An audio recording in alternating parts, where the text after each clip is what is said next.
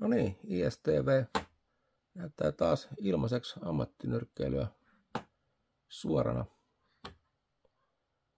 Eli Kirkkonummella on tää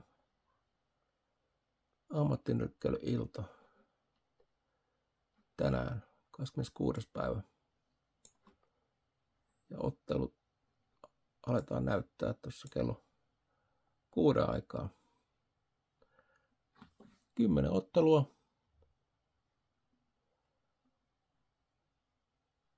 Katsotaan näkyykö täällä. Tässä on ottelukortti.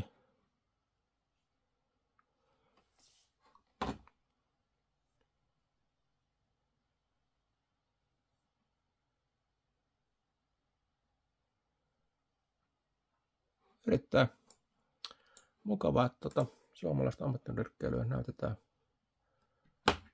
livenä ja vielä ilmaiseksi. Hieno juttu.